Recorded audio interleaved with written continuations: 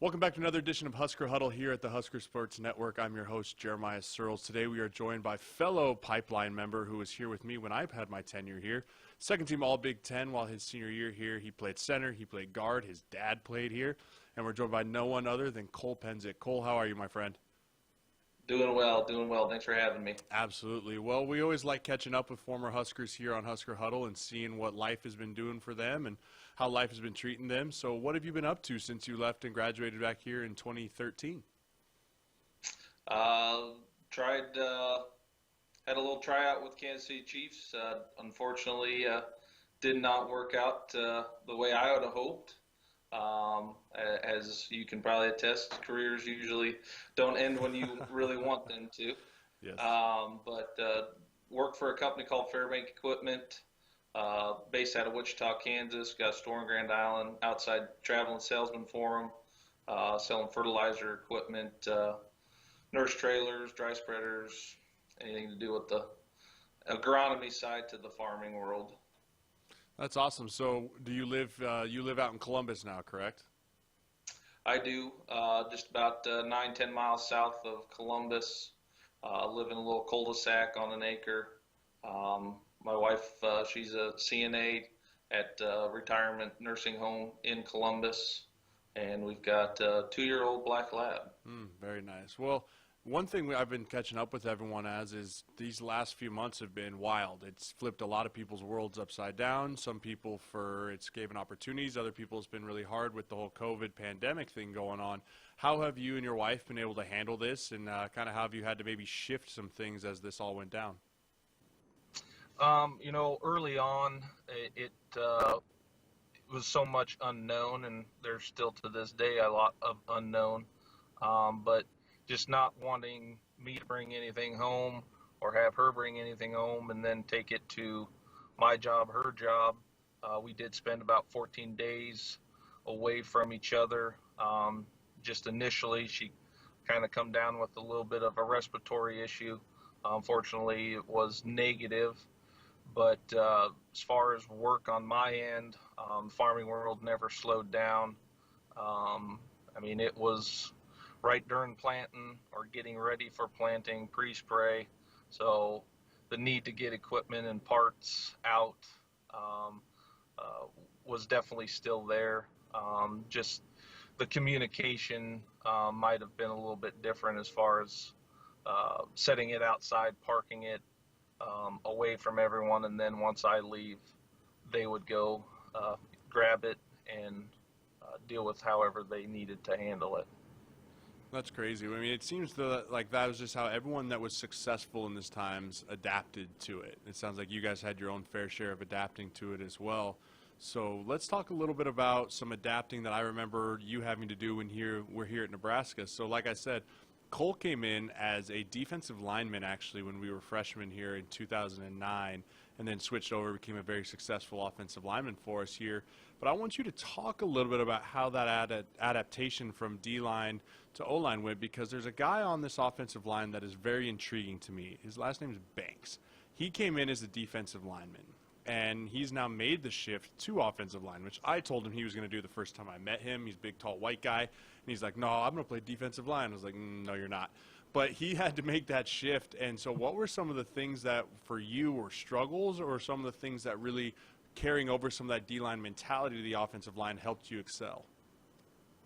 Oh, I think, when we first were there, we had Ndamukong Suh on the other side, so just sitting in meeting room, watching him, listening to him, you kind of learned a little more behind the scenes of thought process of a D lineman. Now, when things are hot and heavy, probably not going through that recall of memory, but just being there and kind of learning, you get that muscle memory of, well, if I was the D lineman, this is how I'd do it, and you kind of can almost adapt to it, or you almost feel it coming before they even really know it's once they're going to do it themselves. But adapting, I think the biggest thing for me moving over to the O-line was not so much learning the playbook, uh, schemes, this and that. It was learning to snap the ball and block at the same time, as I had never done that before. Fortunately, had a great supporting cast, although uh, hard at times, but with Mike Caputo, Jacob Hickman, John Garrison, and Coach Cotton. I mean, it really probably overanalyzed the whole snapping of a football to get to where you want to be in an offense that primarily used the shotgun.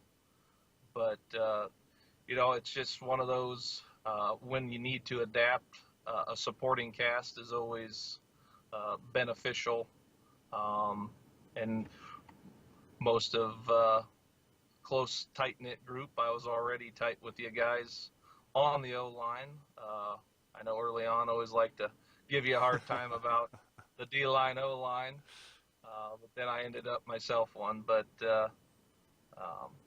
yeah, it was struggles up in the early stages, adapting, just kind of switching over the concept of just your stance in general is different, and then having to snap the ball compared to watching the ball.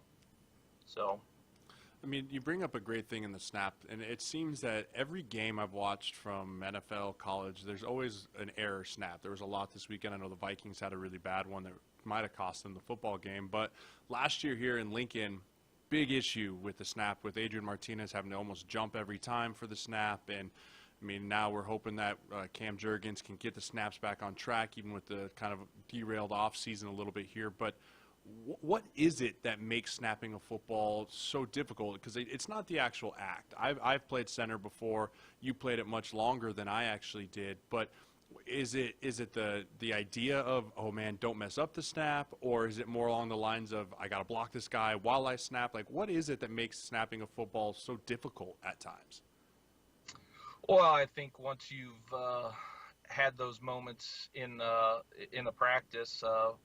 Fortunately, to my knowledge as of right now, and I could be corrected, I don't recall having. I might have had a low snap, but I don't think I ever had anything go behind the quarterback. But it does. I mean, it is a mental. It gets on you. Coaches are screaming at you, and for Cam's sake, you hear 90,000 people also.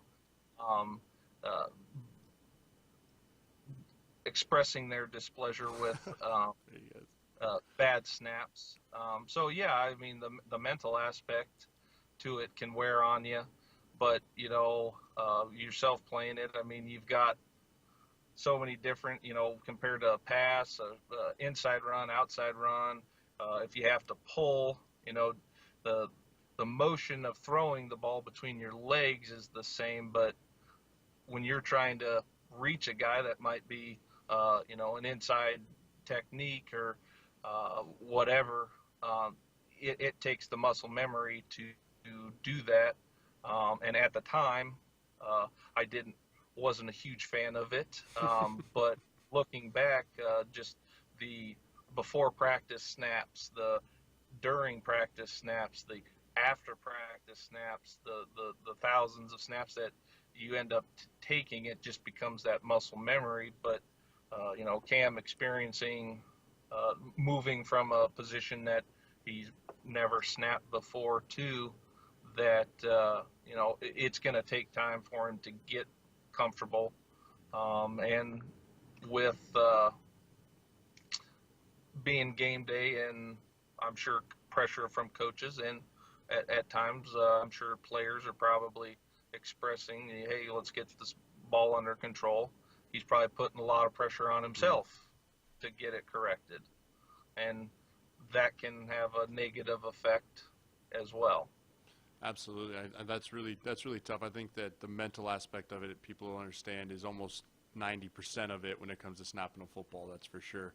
Cole, before we let you get out of here, man, we got to talk a little bit about this Husker offensive line. I mean, I know you watch both D-line and O-line, being a former defensive lineman, but I think that the offensive line, and I'd love to hear your thoughts, are going to be a strength this year for this team. I think this might be the first year that there's two NFL players that could get drafted this year in Brendan Hymus and Matt Farniak on an offensive line together for Nebraska since probably our class, where it was you, myself, Qualley, Spencer, Andrew Rodriguez, like some names that had chances to play in the NFL at the next level. What do you think about this offensive line going into this season? Oh, I've got utmost positive thoughts that you can. I mean, over the last, let's be honest with everyone. Our O-line has suffered over the last, call it 5 years. They haven't, what we as former pipeline, that pipeline that Nebraska's been proud of over the years. And I think Scott Frost has done a great job of getting that talent, that attitude, because as an O-lineman, you do have to have, that kind of, you have to have that mentality. It's not just being a collective, talented group. You have to have kind of a persona about you. And no matter offense, defense, special teams, O-line has to be the most collective group. You're five, and you have to work together. If you don't work together, well, then the offense is not going to be as successful. But I think with Cam at the helm, captain in it, he's going to improve because I'm sure, although lack of spring ball, I'm sure he's been practicing snapping. But, everyone's going to be a year older, and he just got that experience underneath them. And I think, truthfully, the sky's the limit with what they can do this year. Absolutely. Well, Cole, we really appreciate you coming on here on Husker Huddle. It's always great catching back up with you. We need to get together here soon as things start normalizing, and you and I need to have a nice morning coffee and a duck blind here coming up this month. I can handle that with some good duck blind breakfast. I appreciate you having me on the show. Absolutely. Thanks again for joining us here on Husker Huddle on the Husker Sports Network. We'll see you next week.